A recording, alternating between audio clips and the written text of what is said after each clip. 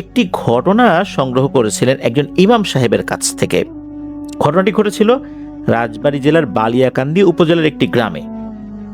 ইমাম সাহেব সঙ্গত কারণে গ্রামের নামটি প্রকাশ করতে নিষেধ করেছেন, তাই গ্রামের নামটি আমরা বলছি না। ঘটনাটি মূলত ইমাম সাহেবের সাথেই ঘটেছিল 1995 কি 96 সালে। তখন ওই গ্রামে উনি একটি মসজিদে নতুন ইমামতির দায়িত্ব নিয়েছেন, প্রায় 1 মাস হয়েছে। ওই এলাকাতে যদি কোনো বাড়িতে মিলাদ মাহফিলের আয়োজন করা হতো, বিশেষ করে একটু বড় পরিসরে খাওয়া দাওয়ার ব্যবস্থা থাকে, যদি সেটা শুক্রবারে যদি হয় তাহলে জুম্মার পর, আর যদি অন্য কোনো দিনে হয় তাহলে সন্ধ্যার পর যদি হয় মাগরিবের নামাজের পর দোয়া অনুষ্ঠান শুরু করা হয়। তারপর দেখা যাচ্ছে যে এশার নামাজের আগ পর্যন্ত সেটা চলতে থাকে। এশার নামাজের পর অথবা আগেই শেষ হয়ে যায়, আর যদি আগে শেষ না হয় তাহলে এশার নামাজ সবাই ওখানে জামাতের সাথে আদায় করে খাওয়া দাওয়া করে যে যার বাড়িতে চলে যান। তো ইমাম সাহেব একটি বাড়িতে যান, সেখানে দোয়া অনুষ্ঠানের আয়োজন ছিল। ওই সময়টা ছিল অগ্রহায়ণ মাসের শেষ দিকে, আর পূর্ণিমার রাত, ওই রাতটা ছিল বলে উনি মনে করতে পারেন আর কি। মাগরিবের পর গিয়েছেন, এশার নামাজ পর্যন্ত দোয়া অনুষ্ঠান হয়। গ্রামের আরও গণ্যমান্য ব্যক্তি যারা ওখানে আসছেন তারা অল্প পরিসরে কিছু বক্তব্য প্রদান করেন। ওখানেই এশার নামাজের জামাত অনুষ্ঠিত হয়। এশার নামাজের পর খাওয়া দাওয়া করে যে যার মতো চলে যায়। ইমাম সাহেবও উনি ফিরে আসতে থাকেন। উনি যেই মসজিদে দায়িত্ব পালন করছিলেন সেখানে কিন্তু উনি পেশ ইমাম এবং খতিব, তার মানে হচ্ছে 5 ওয়াক্ত নামাজও ওনাকে পড়াতে হতো, আবার জুম্মার নামাজটাও পড়াতে হতো। উনি ওখানেই থাকতেন, বিশেষ করে যেহেতু ওনাকে 5 ওয়াক্ত নামাজই পড়াতে হয়। এলাকাবাসী ওই মসজিদের পাশেই একটি ঘর তৈরি করে দিয়েছিলেন, সেখানেই উনি থাকতেন। উনি যেই বাড়িতে দোয়া অনুষ্ঠান করার জন্য গিয়েছিলেন সেখান থেকে যদি ওনার যে মসজিদের থাকার জায়গা ওখানে আসতে চান, মেইন রাস্তা দিয়ে আসতে গেলে বেশ অনেকটা পথ পাড়ি দিতে হবে। উনি চিন্তা করলেন, অগ্রহায়ণ মাস যেহেতু, ধান কাটা তো শেষ হয়েছে, মাঠে তো এখন কোনো ফসল নেই, মাঠ তো একদমই ফাঁকা, হেঁটে আসতে তো আর কোনো সমস্যা হবে না। উনি শর্টকাট রাস্তা ধরলেন মাঠের ভেতর দিয়ে। তো মাঠের ভেতর দিয়ে উনি আসছিলেন, হঠাৎ করে উনি দেখতে পেলেন ওনার থেকে মোটামুটি 20-25 হাত দূরত্বে একটা লোক, সাদা জুব্বা পরা, মাথায় পাগড়িও আছে, হেঁটে যাচ্ছে। এতক্ষণ কিন্তু তাকে উনি দেখতে পান নাই। এই চাঁদনি রাতেও এই ব্যক্তিকে উনি দেখতে পান নাই। যেখানে অনেক দূরেও যদি সাদা কাপড় পরা কোনো জিনিস থাকে সেটাকে কিন্তু দেখা যায়। হঠাৎ করে উনি এটা দেখার পর চিন্তা করলেন যে হতে পারে যে এই ব্যক্তি ওই বাড়িতেই দোয়া অনুষ্ঠানে গিয়েছিল, এই জন্যই এই একই পথ দিয়ে উনি ফিরছেন। উনি পেছন থেকে সালাম দিলেন। ইমাম সাহেব খেয়াল করলেন ওই লোকটা একটু দাঁড়ালো, দাঁড়িয়ে ঘাটটা ঘোরালো। ইমাম সাহেব কিন্তু তার চেহারাটা দেখলেন, যতটুকু বোঝা যায় আর কি, জ্যোৎস্না রাতে চাঁদের আলোতে যতটুকু বোঝা যায়। তবে চেহারাটা অস্বাভাবিক কোনো কিছু ছিল না, ভয়ঙ্কর ছিল না। মুখে দাড়ি আছে, সাদা দাড়ি, এরকম বোঝা যাচ্ছে। এরপর ওই লোকটা কি করলো, মাথাটা আবার ঘুরিয়ে হাঁটা শুরু করলো। ইমাম সাহেব চিন্তা করলেন কি ব্যাপার, লোকটা দাঁড়ালোও না, বা দাঁড়িয়ে শুধু আমাকে দেখলো, কিছু জিজ্ঞেসও করলো না, আবার হাঁটা শুরু করলো। দেখি ওনার সাথে একটু কথা টথা বলি। তো ইমাম সাহেব পেছন থেকে বলছেন যে ও ভাই একটু দাঁড়ান, গল্প গুজব করি, একসাথে যাই। কিন্তু ওই লোক আর দাঁড়ায় না, সে হাঁটছে।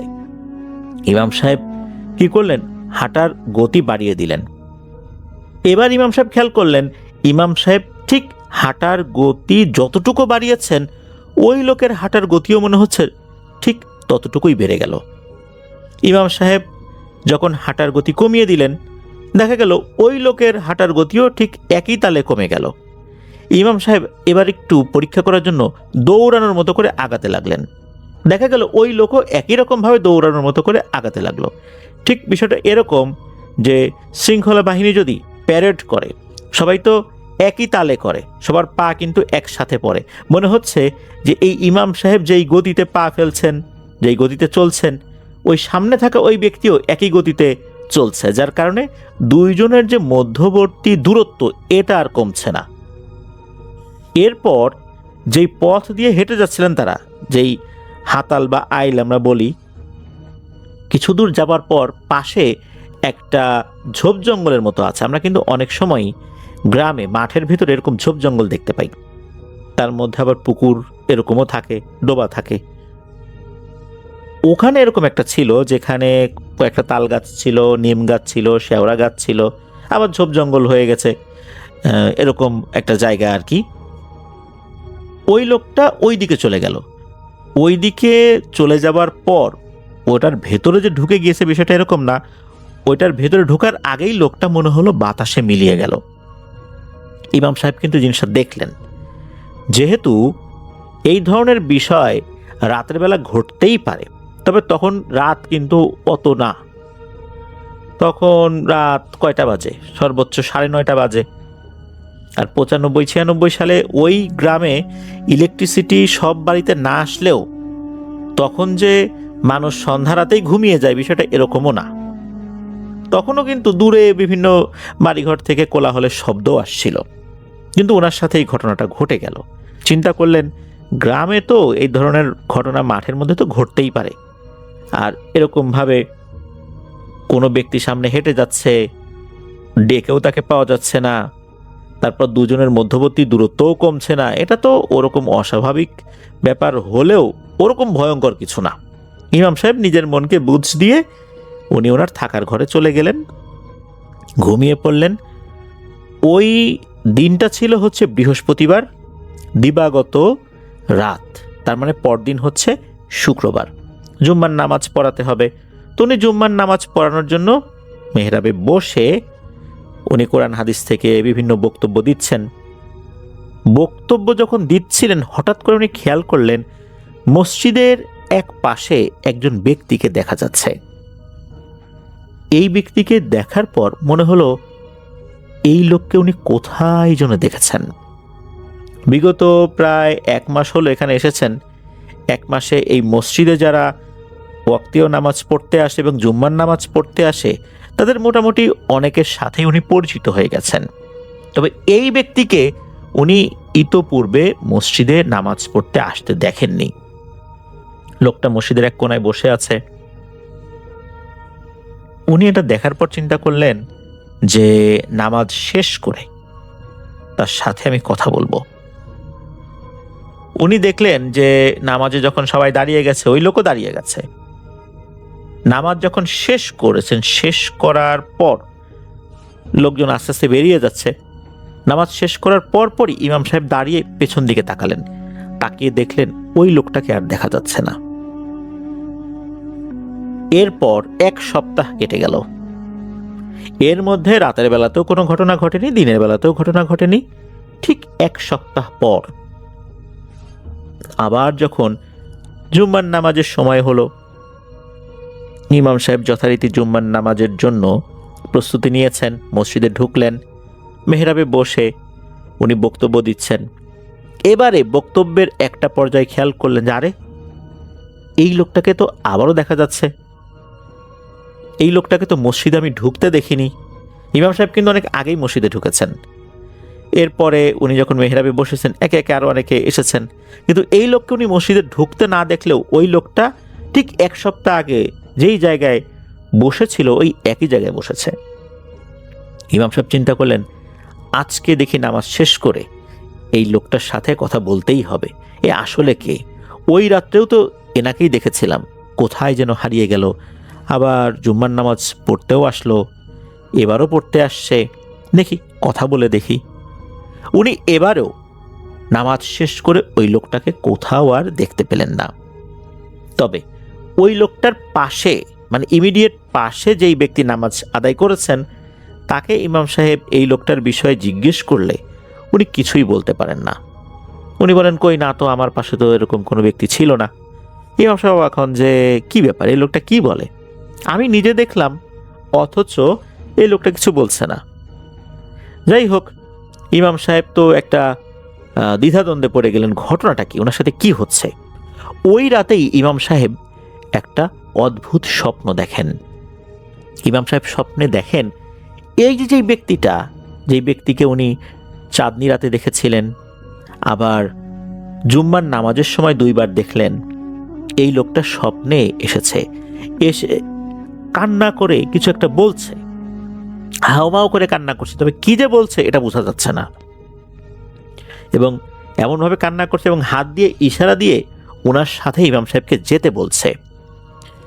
ইমাম সাহেব ওই স্বপ্নের মধ্যেই ওই লোকটার সাথে হাঁটতে থাকেন। দেখা গেল হাঁটতে হাঁটতে ওনার সেই মাঠের মধ্যে চলে এসেছেন, যেই মাঠের ভিতরে প্রথম এই দুইজনের দেখা হয়েছিল। এই লোকটা এবার হাঁটতে হাঁটতে ওই যে ঝোপ জঙ্গল যেখানে আছে ওই দিকে চলে যাচ্ছে। ইমাম সাহেব ওনার পিছু পিছু হাঁটছেন। ওই ঝোপ জঙ্গলের ভেতরে ইমাম সাহেব ঢুকে গেলেন। ওই লোকটা হাত দিয়ে ইশারা করে একটা জায়গা দেখাচ্ছে আর অঝোর ধারায় হাউমাউ করে কান্নাকাটি করছে। এবারে ইমাম সাহেবের ঘুম ভেঙে গেল। ইমাম সাহেব চিন্তা করলেন, আমি কি দেখলাম, এটা আসলে কি ছিল? উনি কিছুই মেলাতে পারছেন না, বুঝতেও পারছেন না, তবে এর মধ্যে গভীর কোনো অর্থ লুকায়িত আছে এটা কিন্তু ইমাম সাহেব ঠিকই বুঝতে পেরেছিলেন। এই বিষয়টা উনি কার সাথে শেয়ার করবেন, কি করবেন বুঝতে পারছিলেন না।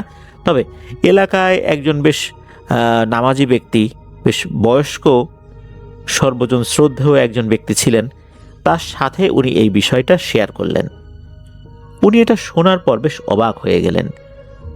উনি বেশ কিছুক্ষণ চুপ থেকে বললেন যে, হুজুর, আমি বুঝতে পেরেছি যে আপনি কার কথা বলছেন।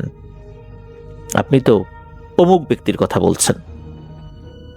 তখন ইমাম সাহেব বললেন যে, এই ব্যক্তিকে কি আপনি চেনেন? বলে, হ্যাঁ, আমি চিনি তো, তাকে আমি খুব ভালো করেই চিনি। তবে আপনি এই মসজিদে ইমামতির দায়িত্ব পালনের 1 থেকে 1.5 মাস পূর্বে এই ব্যক্তি কিন্তু মারা গেছেন। তবে এই ব্যক্তিকে আমরা ভালো ব্যক্তি হিসাবেই কিন্তু চিনি, জানি। হঠাৎ করে এরকমটা আপনি কেন দেখছেন আমি ঠিক বুঝতে পারছি না। তবে যেহেতু আপনি স্বপ্নে দেখেছেন ওই জায়গাটাতে আপনি গিয়েছেন, সে ইশারা করে কিছু একটা দেখাচ্ছে, চলুন তো আমরা যাই ওখানে, আসলে বিষয়টা কি? নিশ্চয়ই এর মধ্যে কোনো অর্থ রয়েছে। ইমাম সাহেব আর ওই ব্যক্তি তৎক্ষণাৎ দুজন ওই মাঠের মধ্যে চলে গিয়েছেন। যাওয়ার পর ওই যে ঝোপ জঙ্গল যেটা আছে ওইদিকে গিয়েছেন। ইমাম সাহেব কিন্তু ওই ঝোপ জঙ্গলের মধ্যে আগে ঢোকেন নাই, তবে ওই সময় ঢোকার পর বুঝতে পারছিলেন যে এই জায়গাটা মনে হচ্ছে ওনার চেনা, কারণ স্বপ্নে উনি যেভাবে দেখেছেন ঝোপ জঙ্গলের ভেতরেও কিন্তু একই রকম। ওই ঝোপ জঙ্গল উনি দূর থেকে দেখেছেন, তবে ভেতরে ঢোকেন নাই আর কি। এই দুইজন ভেতরে ঢুকলেন, ঢোকার পর একটা জায়গা দেখলেন। ওই জায়গাটা দেখার পর মনে হচ্ছে যে এর মধ্যে মাটি খুঁড়ে ভেতরে কিছু একটা পুঁতে দেওয়া হয়েছে, আর মাটিটা এমনভাবে আলগা হয়ে আছে যে বোঝাই যাচ্ছে মনে হচ্ছে এটা মাত্র কয়েকদিন আগে করা হয়েছে। মাটিটা বসে যায় নাই, মানে স্পষ্ট বোঝা যাচ্ছে এই মাটিটা আলগা মাটি। তখন ওনারা সিদ্ধান্ত নিলেন যে এই জায়গাটা খুঁড়তে হবে। খোঁড়ার জন্য কোদাল খুন্তা নিয়ে আসা হলো। তবে অন্য কোনো লোক ওখানে উপস্থিত ছিলেন না, এই দুজনই ছিলেন। খোঁড়া শুরু হলো। খুঁড়তে খুঁড়তে 1 হাত বা 1.5 হাত খোঁড়ার পর দেখা গেল কালো কাপড়ে মোড়ানো কিছু একটা পাওয়া গেল।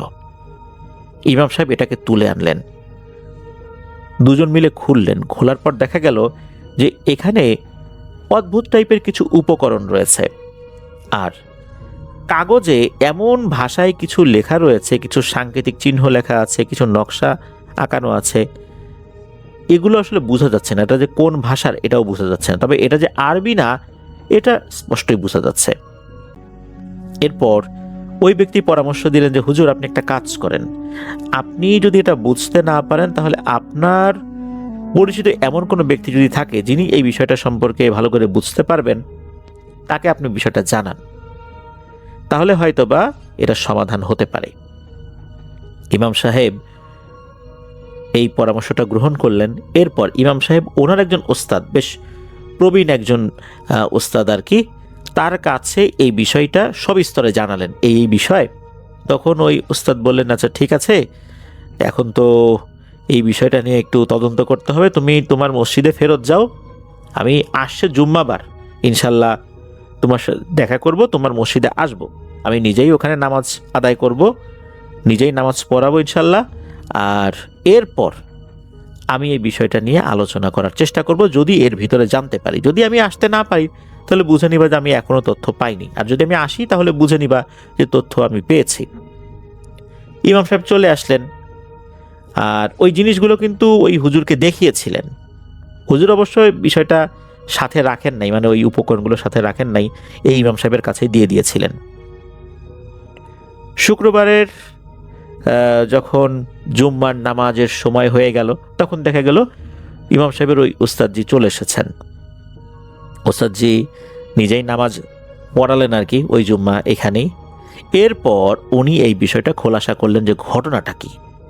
উনি এমন কিছু তথ্য দিলেন যেটা শোনার জন্য আসলে ওই এলাকার কেউই প্রস্তুত ছিলেন না। উনি জানালেন এই যেই ব্যক্তি, এই ব্যক্তি আপদমস্তক একজন ভদ্রলোক নিঃসন্দেহে, তাতে কোনো সমস্যা নেই। তবে একটা সময় হঠাৎ করেই ওনার ভেতরে অদ্ভুত একটা উদগ্র বাসনা চেপে বসে, তা হচ্ছে আধ্যাত্মিক শক্তি অর্জনের। তবে উনি যেই পথটা বেছে নিয়েছিলেন এটা মোটেও ভালো পথ ছিল না। উনি যে পদ্ধতি অবলম্বন করেছিলেন সেটা ছিল শয়তানকে খুশি করে আধ্যাত্মিক শক্তি অর্জন করা। এটা উনি বুঝে করেছিলেন না বুঝে করেছিলেন এটাও কিন্তু ওভাবে জানা যায় না। হতে পারে যে উনি না বুঝেই এটা করেছিলেন, আর এটা করার জন্য মূলত উনি বেশ কিছু উপকরণ সংগ্রহ করে ওখানে পুঁতে রেখেছিলেন। তবে উনি যেহেতু বয়সে প্রবীণ হলেও এই কাজে নতুন ছিলেন, তাই কিছু ভুল হয়ে যায়। আর ভুল হয়ে যাবার কারণে আধ্যাত্মিক শক্তি অর্জনের পরিবর্তে এটার একটা পার্শ্ব প্রতিক্রিয়া ওনার শরীরে দেখা দেয়। উনি অসুস্থ হতে থাকেন, ডাক্তার কোনো রোগ ধরতে পারে না, অল্প কিছুদিনের মধ্যেই উনি মারা যান। আর এই যে জিনিসটা উনি করে রেখেছেন এখানে, এটা তো উনি কাউকে বলে যেতে পারেননি। মূলত উনার যে কারিন জিন রয়েছে, এই কারিন জিনটাই ইমাম সাহেবকে দেখা দিচ্ছে। সে বলার চেষ্টা করছে যে এই জিনিসটা নষ্ট করে ফেলতে হবে, তা না হলে এই ব্যক্তিটা শান্তি পাচ্ছে না। এই লোকটা আসলে অনুতপ্ত হয়েছিল, উনি বুঝতে পেরেছিলেন যে কাজটি ভালো হয়নি। তবে এই কাজটি যে এই পরিমাণের খারাপ কাজ, এটা হয়তো উনি না বুঝেই করে ফেলেছেন, বুঝতে পারেননি। এখন এটা সমাধান করতে হবে। কি সমাধান? তখন এই ব্যক্তি যিনি উস্তাদজি, উনি এই উপকরণগুলো নষ্ট করে ফেলেন এবং উনি বলেন যে এই যেই ব্যক্তিটা যেখানে এই জিনিসটা পুঁতে ফেলেছে ওই জায়গাটা একটু পরিষ্কার পরিচ্ছন্ন করে ওখানে একটা দোয়ার অনুষ্ঠানের আয়োজন করতে হবে।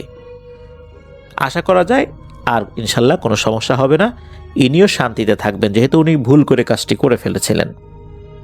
তাই করা হলো। ওনার পরিবারও কিন্তু বিষয়টা জানতো না ভালো করে। পরিবারকে জানানো হলে তারাও দোয়া অনুষ্ঠানের আয়োজন করা হলো। তারপরে দেখা যাচ্ছে আরও অনেক গরিব দুঃখীকে খাইয়ে দেওয়া হয়েছিল। এই কাজটি করার পর এই যে যিনি ইমাম সাহেব, যিনি এই ব্যক্তিকে দেখেছিলেন, তাকে আর কখনোই দেখেননি, স্বপ্নেও দেখেননি, আর বাস্তবেও উনি আর কখনো দেখেননি। তো এটাই ছিল ঘটনা। প্রিয় লিসেনার্স, এই ঘটনায় কিন্তু এই ব্যক্তির নাম মোস্তফা ভাই জানিয়েছেন। তবে সঙ্গত কারণে আমরা নামটা বলছি না, উনি মারা গেছেন। তবে এতটুকু বলছি, ওনার নামের যে প্রথম বর্ণ সেটা স্বরে আ দিয়ে। আমি বিনীতভাবে অনুরোধ করব যে বালিয়াকান্দির ওই গ্রামের আশেপাশে বা ওই গ্রামের যারা বাসিন্দা আছেন তারা এই ঘটনাটা শুনলে কিন্তু বুঝতে পারবেন যে ওই ব্যক্তির নাম কি বা আমরা কার কথা বলছি। অনুগ্রহ করে কমেন্ট সেকশনে ওই ব্যক্তির নাম আপনারা বলবেন। আমি মাঝে মাঝে বিভিন্ন ঘটনায় বলি যে আমরা জায়গাটার নামটা বলছি না, অনুগ্রহপূর্বক আপনারা যদি কেউ চিনে থাকেন কমেন্ট সেকশনে সেই জায়গার নামটা বলবেন না বা ওই ব্যক্তির নামটা বলবেন না। এরপরেও দেখা যাচ্ছে যে আমাদের অনেক লিসেনাররাই সেই জায়গার নাম বা ওই ব্যক্তির নাম বলে থাকেন।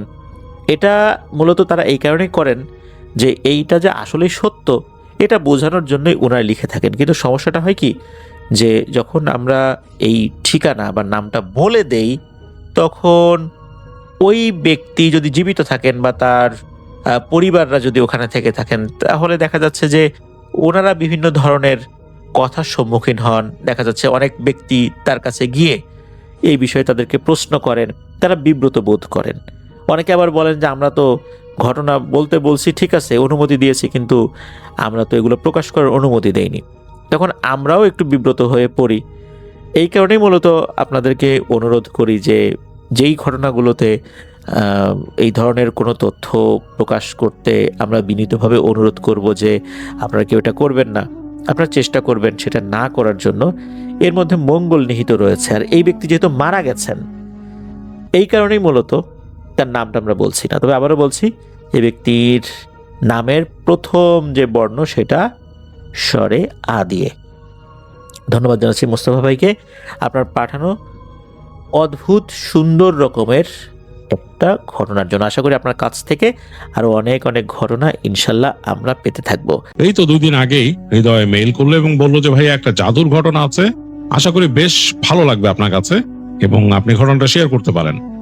তো আমি বললাম আচ্ছা ঠিক আছে। হৃদয় আমাকে রিকোয়েস্ট করলো যে না, আমি আমার মতো করে ঘটনাটা বরাবরের মতোই শেয়ার করি আপনাদের কাছে।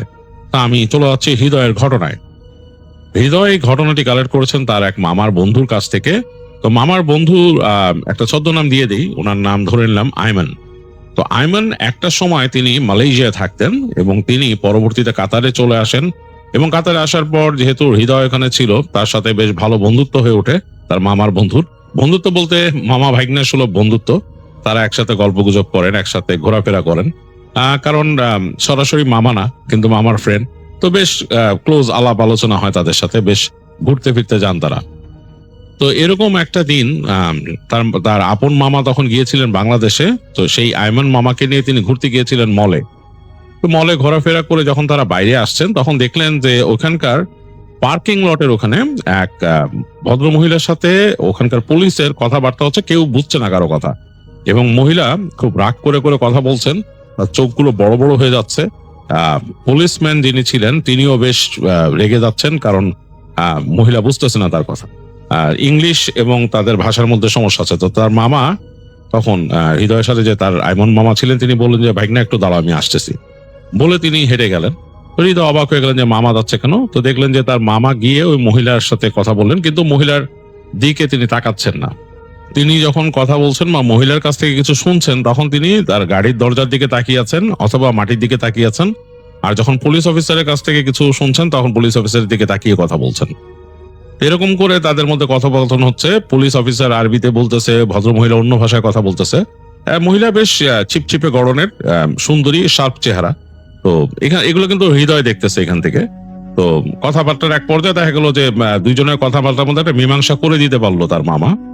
তো করার পরে তখন পুলিশ তাকে ধন্যবাদ দিল, দিয়ে বললো যে ঠিক আছে। ওই ভদ্র মহিলাও তাকে ধন্যবাদ দিল। তিনি মাটির দিকে তাকিয়ে তো জাস্ট দেখে উঠে চলে আসলেন ওখান থেকে। হৃদয় জিজ্ঞেস করলো তার মামাকে যে মামা কি ব্যাপার, আপনি হঠাৎ এগিয়ে গেলেন, ঘটনা কি? এটা কে মহিলা, কে আপনার পরিচিত কেউ? বলে যে না না না, ওরকম না, ভাষাটা আমি চিনছি, বুঝতে পারছি তো, এবং আমি দেখছি এখানে একটা সমস্যা হচ্ছে, হয়তো আমি কথা বলে মিটাই দিতে পারলাম। তো বলতেছে যে ও আচ্ছা আচ্ছা, এটা কি মালয় ভাষায়? বলে যে হ্যাঁ, ওইখানকারই ভাষা আর কি, ওই মালয়েশিয়া ইন্দোনেশিয়ার ওখানকার ভাষা। তা আমি জানি ভাষাটা, ভালোই জানি। তো হৃদয় বলতেছে যে বাহ, আপনি তো দেখি মালয়েশিয়ানও জানেন, মালয় ভাষাও জানেন, আবার ইন্দোনেশিয়ার। বলে হ্যাঁ, আমি অনেকগুলো ভাষা জানি, ওইখানকার ওই অনেক অঞ্চলের কিছু ভিন্নতা আছে, টুকিটাকি, এগুলো আমি জানি সবই। তো যাই হোক, বললো যে আচ্ছা আচ্ছা। তো হৃদয় হাঁটতেছে, মামার সাথে যাচ্ছে, বলতেছে যে মহিলাটা কিন্তু দেখতে বেশ সুন্দর ছিল। তো মামা বলতেছে যে হ্যাঁ, বাট ডেঞ্জারাস, খুবই ডেঞ্জারাস। তুমি দেখছো আমি যে তাকাই নাই তার দিকে একবারও? তো আমি তো ভাবছি যে আপনি মানে আর কি একটু ধর্মীয় কারণে তাকাচ্ছেন না। সেটা তো আছেই, সেটা আছেই, কিন্তু আমি দেখো একবারও কিন্তু তার দিকে একদম তাকাই নেই একটু, আমি তাকাইছিলাম অন্যদিকে। বলে কেন?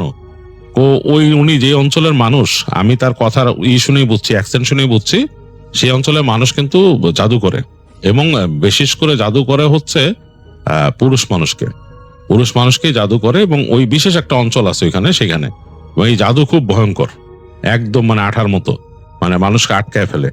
এবং সেই জায়গাতে ওই অঞ্চলের মেয়েদেরকে ছোটবেলার থেকে তাদের বাবা মারাই শেখায়। তারা একটা ইসের মতো আর কি, ওখানে একটা অংশে বসবাস করে তারা, যেই নামটা আসলে হৃদয় লিখছে, বাট আমি এগুলো বলবো না এখানে, আমরা অনুষ্ঠানে এগুলো বলি না।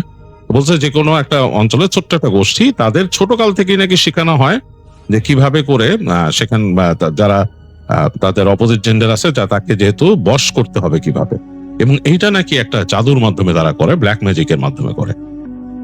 তো কথা শুনে হৃদয় অবাক হয়ে গেল যে কি বলেন? বলে হ্যাঁ, বলে ছোটবেলা থেকে তাদের অন্য শিক্ষার পাশাপাশি এই শিক্ষা দেওয়া হয় সেই জাতিটার ভেতরে, এবং তাদের সেই নৃগোষ্ঠীর ভিতরে এই জিনিসটাই শেখানো হয় তাদেরকে। এবং এই মহিলা ছিল সেই সেই নৃগোষ্ঠীরই একজন, এবং খুব অন্যরকম। এর জন্য আমি তাকেই নাই, আমার জীবনে অনেক ভয়ঙ্কর সব এক্সাম্পল দেখছি আমি। তো হৃদয় জিজ্ঞেস করে যে এরকম আছে নাকি, জানেন কোন এক্সাম্পল আছে? দাঁড়াও, তোমার বলবো না, চলো।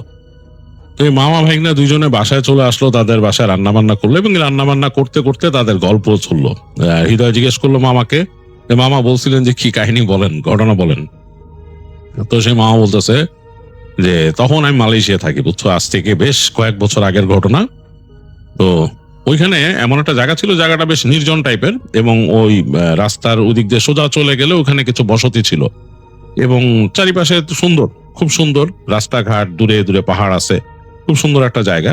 তো ওই যে বসতি আছে যেখানে ঘর বাড়ি, ওখান থেকে মানুষজন থাকতো, যারা আসতো, তো বাঙালিও দু একজন থাকতো, একটু যারা একটু মানে মানে বাঙালি, যাদের একটু টাকা পয়সা খরচ করার অভ্যাস, তারা ওই ওই জায়গায় থাকতো। নর্মালি একটু এক্সপেন্সিভ আর কি। আর আমার দোকান ছিল পাশে, আর একজন ভাইয়ের দোকান ছিল, ওখানে আমরা কাজ করতাম আর কি। তো ওইখানে একটা ছেলে আসতো বাঙালি, ওর নাম ছিল একটা, আমরা এখানে ছদ্মনাম দিয়ে দিলাম, ধরলাম রাকিব। তো রাকিব আসতো ওখানে ওর বন্ধু নিয়ে। এই তো সন্ধ্যার পরে ওরা প্রায় এখানে আসতো। দিনের বেলা ছেলেটা মনে হয় পড়াশোনা করতো, সন্ধ্যার পরে আসতো, আড্ডা দিত, এবং মনে হয় যে তাদের ফ্যামিলির ভালোই অবস্থা, টাকা পয়সা আছে, টুকিটাকি ভালোই আছে, কারণ সচ্ছল। এখানে আসে, কাজকর্ম কোথাও করে কিনা তখনও জিজ্ঞেস করিনি, তো এসে মানে হাসি খুশি কথা বলতো এসেই। তা আমরাও বেশ তার সাথে গল্প টল্প করতাম। তো এই রাকিব ভালোই আমাদের সাথে বেশ টাইম কাটাইতো। তো একটা সময় দেখলাম যে রাকিব একটা কাজে ঢুকছে, তখন আরো বেশি টাকা পয়সা কামাইতো। তো এখানে ঘুরতো, কফি শপে যাইতো, রেস্টুরেন্টে যাইতো, আড্ডা দিত, তার বন্ধুর একটা গাড়ি ছিল, ওইটা নিয়ে যেত। তো এক সময় ওর সাথে দেখলাম যে একদিন একটা মেয়ে আসতেছে। তো মেয়েটা ওই ওই ইন্দোনেশিয়ার ওই অঞ্চলের মেয়েই মনে হলো আমার কাছে, কারণ ওদের চেহারার একটা আলাদা একটা শার্পনেস থাকে। তো ওর দেখলাম যে ওই রাকিবের সাথে দুইজনে আসছে। তা আমার দেখেই প্রথমে একটু ভালো লাগে না, কারণ আমি তো অনেকদিন ধরে আছি এখানে, আমি তো জানি এদের সম্বন্ধে। তো আমি দেখলাম যে রাকিব এসে এখানে জিনিসপত্র কিনলো। তো আমি রাকিবকে জিজ্ঞেস করলাম, কি রে ভাই, কি তুমি কি মানে তোমার ফ্রেন্ড? তো রাকিব মানে হাসি দিল আমার দিক তাকায় তাকায়, বললো গার্লফ্রেন্ড। তো যাই হোক, আমি শুনলাম, শুনে রাকিবকে বললাম যে আইসো, পরে কথা বলবো না, এখন তো যাইবা, চলে যাও। তো রাকিব জিনিসপত্র কিনে চলে গেল এখান থেকে।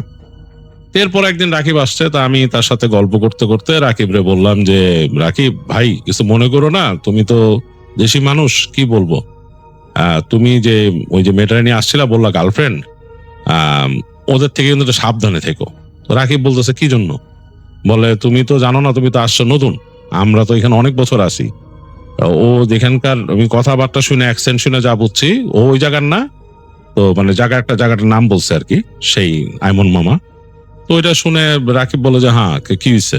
বলে যে না, ওই অঞ্চলের মানুষরা কিন্তু অনেক অন্যরকম, ওরা জাদু টোনা করে মানুষকে। হ্যাঁ, আর তোমার তো মনে হয় যে তোমার খরচের হাতটা ভালোই, এবং তুমি যে কেনাকাটা করছো ওই দিন, তো মনে হইতেছে যে জিনিসটা আর কি সুবিধার না আর কি, তোমাকে কিন্তু পরবর্তীতে এরা এম করতে পারে।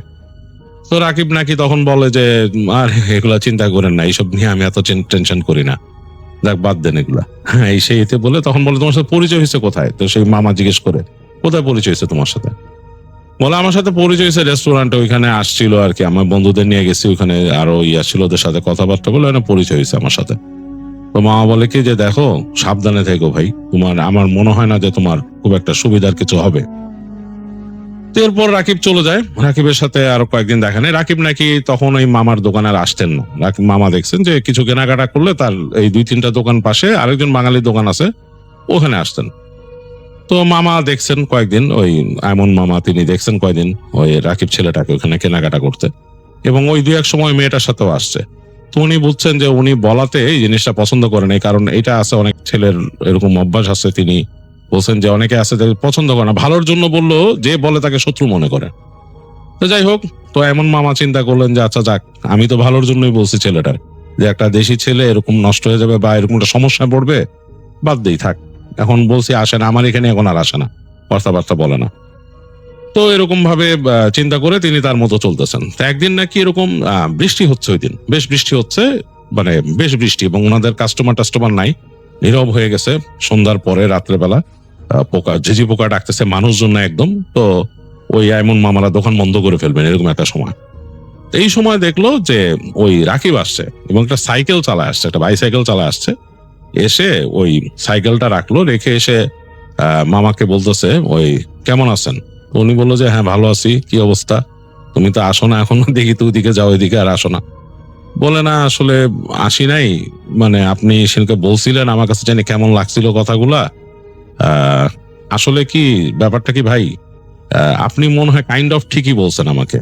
কি বলছে, ওরা একটু জানি কেমন আসলে, সত্যি কথা কি আমি কিন্তু এখন ব্রোক হয়ে গেছি জানেন, আমার কাছে কিন্তু টাকা পয়সা নাই। তাই আমার মা বলতেছে মানে আপনি ব্রোক হয়ে গেছো মানে তোমার টাকা পয়সা নাই, কি অবস্থা। বলে আসলে ও অনেক কিছু আমার থেকে চাইতেছে, আর আমি কেন জানি দিও কিনা দিয়ে দিই। তখন ওই আইমন মামা তাকে বলছে আসলে তুমি সত্যিকারে বলো তোমার সাথে কেমনে ওর পরিচয়টা হয়েছে। পরিচয় হয়েছে মানে কি, আসলে ওর সাথে তো আমার দেখা হয়েছিল, তারপর তো এইভাবে আমাদের সাথে দেখা সাক্ষাৎ হইতো, ঘুরতাম ফিরতাম।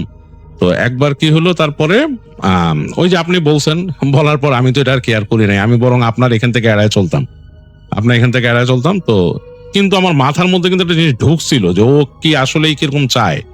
ও কিন্তু আসলে চাইতো আমার কাছে এইটা ওইটা চাইতো, অনেক কিছু গিফট টিফট চাইতো। তো একদিন ওর সাথে আমি ফাইনালি যখন নাকি আমরা মানে মানে বয়ফ্রেন্ড গার্লফ্রেন্ড হব, মানে আমাদের সাথে যখন সম্পর্ক হবে ভালো, তো তখন সে আমাকে বলতেছে আমরা গেছি একটা জায়গায়, একটা কফি শপে কফি খাইতে। তো সে বলতেছে যে এইখানে না চলো তোমাকে আমি আমাদের নিজস্ব কালচারাল একটা দোকান আছে আমাদের এলাকার, ওইটাতে নিয়ে যাই। তা আমি বললাম যে আচ্ছা ঠিক আছে। বলে যে খুব সুন্দর, ওইটা অনেকটা মনে হবে তোমার কাছে যে ওই যে একটু মানে প্রকৃতির ছোঁয়া আছে এরকম একটা অবস্থা জায়গা, এবং আমাদের কালচারাল জায়গা, আর সবাই চিনে, এবং তোমার আমাদের ওখানকার স্পেশাল জিনিস খাবো, ড্রিঙ্কস কফি ভাল লাগবে। তো রাকিব রাজি হয়ে যায়। তো রাকিব নাকি ওই মেয়েটার সাথে তখন যায় ওইখানে। তো তারা দুইজন যায়, মেয়েটা ওই দিন তার এক বন্ধুর গাড়ি নিয়ে আসছিল এবং তারা ড্রাইভ করে নিয়ে যায়।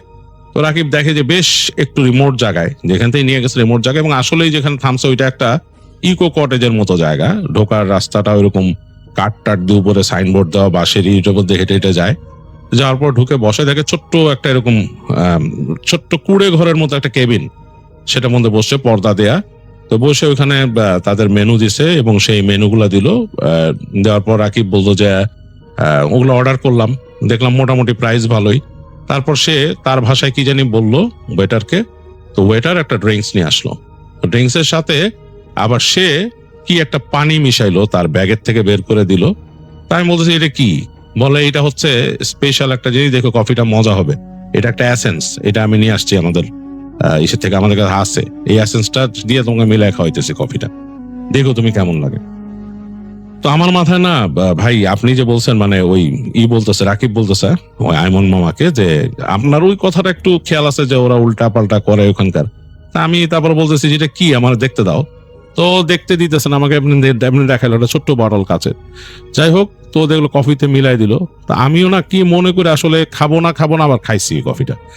খাওয়ার পর অন্যরকম লাগছে, মানে খাইতেছি নর্মাল কফির মতোই, কিন্তু একটু অন্যরকম ঝাঁঝালো টেস্ট। আর এক সময় কাইন্ড অফ আমি মনে হলো যে বেশ অনেকটা একটা ফ্লাইং জগতে চলে গেলাম। অনেকটা মানুষজন আছে না যে অনেক মানুষের যদি একটা অন্যরকম ফিলিংস আসে, ওরকম সামহাও আমি ওর প্রতি খুব অ্যাট্রাক্টেড ফিল করা শুরু করলাম। ও যা বলতেছে খুব মন দিয়ে শুনতেছি এই সেই। তো এরপর থেকেই না আসলে ভাইয়া ওই জিনিসটা হওয়া শুরু হয়েছে। ও কিন্তু আমার থেকে অনেক কিছু এরকম চাই নিচ্ছে এরকম, এবং আমার কাছে টাকা পয়সা যা ছিল আমি মোটামুটি যে বাড়ির থেকে যা আনছি, এখানে কাজ করছি যা, মোটা সবই ভেঙে ফেলাইতেছি প্রায়। আমার তো এখানে চলাই কঠিন হয়ে যেতেছে। এরপরে তো মনে আমি টিউশন ফিটাও মানে হয়তো আমার আব্বার সাথে যদি না হয় চালাকি করে হয়তো আমি নিয়ে ভাঙবো, এবং আমি এটা মানা করতে পারতেছি না। আমার নিজেরই মনে হইতেছে যে আমি এরকম করে ফেলবো কিছু একটা। তো এখন কি করব বলেন তো। তো আমার এখন জিনিসটা অন্যরকম লাগতেছে, মনে হচ্ছে আপনার কথাটা কাইন্ড অফ ঠিক। তো এমন মামা নাকি তখন খুব টেন্সড হয়ে যায়, টেন্সড হয়ে বলে যে তোমারে আসলে ও কিন্তু আসলে তোমার ফাঁসায় ফেলছে রে ভাই, তোমার আসলে তোমার জাদু করছে, তোমাকে কিন্তু ওই যে খাওয়াইছে কিছু একটা ওদের ওইখানকার জাদুর পানি, ওরা কিন্তু ওইরকম ওদের ওইখানকার ইরা করে, ওখানকার জাদুকর আছে, ওই যে বললাম ছোটকাল থেকে এরকম তারা টার্গেট করে, তোমারও করছে। তুমি সাবধান, তুমি কিন্তু এটাই করো না, তুমি দূরে থাকো, তুমি ওর থেকে দূরে চলে যাও, তুমি দূরে চলে যাও। এবং এগুলা কিন্তু খুব তোমার কাছ থেকে যদি খুব ভালো মতো সে তোমাকে জাদু না করতে পারে তাহলে বেশি দিন টিকবে না এই জাদু, তুমি দূরে চলে যাও। এইটা হলো আমার অ্যাডভাইস। আর আমি যে তোমারে বলছি এগুলো বলো না, পরে কিন্তু আমার সমস্যা হবে। এই বলে নাকি এমন মামা বিদায় দেয় রাকিবকে। তার খারাপ লাগতে থাকে ছেলের জন্য, এবং তিনি তখন ওই যে পাশের যে ওই বাঙালি দোকানের যে লোকটা, তাকে তিনি বলেন যে পরে যখন কথা হয় আর কি, যে বলা হয় যে ওই ছেলেটা তো ভালো মতো ফাইসা গেছে, এরকম এরকম ঘটনা, এই ব্যাপার। এরপর অনেকদিন ওই রাকিবের দেখা নেই, রাকিবকে তিনি দেখেন না, রাকিব আসেও না। এই সেই তো একদিন উনি এসে শুনে যে ওই মানে বেশ এর মধ্যে অনেকদিন হয়ে গেছে আর কি, এমন মামা নাকি একদিন এসে শুনে যে ওনার দোকানের মধ্যে ওই যে পাশের দোকানে যে ভদ্রলোক ছিল আরেকজন বাঙালি, তিনি বলল যে ওই যে ছেলের কথা বলছিলেন, ওই যে আসতো যে ওখানে, ওরা তো এখন মানে পুরাই বানায় ফেলছে। ওরা তো দেখি যে ওই মেয়ে আইনা মারতেছে দোকানের মধ্যে, ঠাস করে থাপ্পড় লাগাই দিল। ওইগুলো ও দেখি মানে চুপ করে আছে। তারপর এটা ওইটা নিল, কিনলো, শপিং করলো, কোনো কথা নাই। ওরা ধমকায় কথা বলে, মনে হয় বিয়ে করে ফেলছে ওরে। তো শুই না ওই আইমন মামার কাছে জিনিসটা খুব একটা ভালো লাগে নাই, তিনি খারাপ ফিল করলেন। তিনি বলে, বিয়ে করে ফেলছে আপনি শিওর? বলে, হ্যাঁ ওইরকম মনে হইলো, বিয়ে করে ফেলছে এবং এরকম একটা অবস্থা। তো শোনার পর এমন মামার কাছে খারাপ লাগলো এবং তিনি বুঝলেন যে ওই ছেলে ওই মেয়ে এখানে আসছে মানে তার দোকানে এদিকে আসে নাই, নিশ্চয়ই কোনো একটা ব্যাপার আছে। মানে ওনাকে হয়তো অ্যাভয়েড করতেছে ছেলেটা, বা ছেলেটাকে এমন ভাবেই কিছু জাদু টোনা করছে যেটা হয় না। এমন মামা নাকি ওই ছেলেটার জন্য খারাপ ফিল করে তিনি তার মানে অফ টাইমে ওইখানকার একজন বেশ পরেশগার বাঙালি একজন মানুষ আছেন, তার সাথে কথা বলেন। তিনি পরেশগার আর কি ওই যে তার সার্কেলে থাকেন, যেখানে নাকি ওই যে কিছু মানুষ আছে না যারা এই দোয়া দুরুদ পড়েন, তাদের একটা নিজস্ব সার্কেল আছে, তারা তাবলীগের মতো করেন একসাথে। ওনার সাথে জিজ্ঞেস করেন যে ভাই, এইখানে তো এরকম এক বাঙালি ছেলে আছে, ওর এরকম এরকম অবস্থা, এই এই এই শ্রেণীর সাথে আর কি, মানে এই গোষ্ঠীর মানুষের সাথে তার এরকম সম্পর্ক হয়েছে এবং এরকম এরকম। উনি বলেন যে ভাই, এটা তো আসলে আমি বলতে পারবো না, ছেলেটাকে যদি কোনোদিন আপনারা আনতে পারেন তাহলে হয়তো কথা বলে দেখতে পারি ছেলেটা কি। আমার পরিচিত মানে আমার পাশের দেশের একজন আছে, ভাই আছে, তিনি আবার এই রুকাইয়া টুকাইয়া করে, উনি হয়তো দেখতে পারে। বাট এইভাবে তো বলা সম্ভব না, তবে এগুলো কিন্তু খারাপ। আপনি যাদের কথা বলছেন যে অঞ্চলের, এটা তো আমিও শুনছি, যেহেতু আমিও থাকি এখানে, ওরা কিন্তু খারাপ। তো যাই হোক, বলে যে আল্লাহ তাকে সাহায্য করুক, এই বলে দেয় আর কি উনি। তো আইমন মামা তখন ওই শুনে বসে থাকে, তিনি তার কিছু করার নেই। এরপর একটা সময় পার হয়, আরেকদিন নাকি এরকম দুপুর বেলা তার দোকানে ওই রাকিব ছেলেটা আসে, একদম অবস্থা খুব খারাপ, মানে তার দেখা যাচ্ছে যে গেঞ্জি টেঞ্জি একদম মানে হয়ে গেছে, উদ্ভ্রান্তের মতো। সেই তো উনি দেখে বলে, কারি কি অবস্থা এতদিন পরে? তো সে নাকি বলে যে আমাকে একটু পানি খাওয়ান ভাইয়া। তো উনি বলে, আরে পানি না, তুমি বসো, ড্রিঙ্কস খাওয়াইতেছ। উনি জুস কিনে আনা নাই না, ওরা জুস দেন। ছেলেটাকে বলে, খাও। কি ব্যাপার, তোমার এই অবস্থা কেন? বলে, আমার অবস্থা খুব খারাপ, আমি বুঝতে পারতেছি যে আমার সাথে কিছু হইতেছে এবং আমি এটা থেকে বেরোতে পারতেছি না। যেহেতু আপনার সাথে আগে একবার শেয়ার করছি এবং শেয়ার করার পর থেকে কিন্তু আমি কিন্তু আবার মনে হচ্ছে যে আমার ব্রেনের একটা অংশ অন্যরকম হয়ে গেছে। আমি আপনারে কিন্তু আর দেখতে পারতাম না, আপনার এড়ায় চলতাম, আমি আপনাকে এড়ায় চলতাম। আর আমার গার্লফ্রেন্ড আমাকে যাই দিত খাইতে তাই খাইতাম। এবং পরবর্তীতে কিন্তু আমাদের সাথে বিয়ে হয়, ও আমাকে বিয়ে করছে এবং বিয়ে কিন্তু নর্মালি হয়েছে। এবং বিয়ের সময় কিন্তু আমাকে ওই যে ড্রিঙ্কস খাওয়াইছে, তাদের নিজস্ব ইসের ড্রিঙ্কস। তো শুনলো, বললো যে আচ্ছা, তো তারপরে মানে তুমি কিভাবে চিন্তা করলো যে শুধু ড্রিঙ্কস খাওয়ায় তোমাকে এরকম করলো? বলে যে না, আসলে আরো ঘটনা ঘটছে, যেটা আপনাকে বলি। আমি কিন্তু আপনাকে আর পছন্দ করতাম না, আপনার এখানে জন্য আসতাম না, এই জায়গাটাই আমি পরিহার করে যেতাম। মাঝে মাঝে আসতাম শপিং করতে, যে পাশের প্লাজায় আপনাদের ওই ভাইয়ের দোকান টোকান আছে, ওখানে যেতাম। তো রিসেন্টলি কিছুদিন আমার কেন জানি মনে হইতেছিল যে আমি শেষ হয়ে যাইতেছি এবং আমি কিন্তু অলরেডি আমার ফ্যামিলি থেকে ডিসকানেক্টেড। আমার যে টিউশন ফি এনে ভেঙে ফেলছি আমি, আমার কাছে টাকা পয়সা নাই এবং আমার সাথে খুব দুর্ব্যবহার করে আমার ওয়াইফ, অনেক অন্যরকম ব্যবহার করে, তাদের ব্যবহার মানে ডিফারেন্ট। এটা মানে আমি বলতে পারবো না আপনাকে। এবং আমি এটা কেন জানি নিয়ে নেই, আমি এটার কোনোই করতে পারি না। সে যাই বলে আমি সেটাই শুনি, সেটাই আমি ফলো করি, কিছুই করতে পারি না। তো আমি একটা জিনিস দেখছিলাম এবং আপনার কথাটা আমি সম্পূর্ণভাবে প্রমাণ পাইছি। কিভাবে? তখন এমন মামা বলে যে কিভাবে?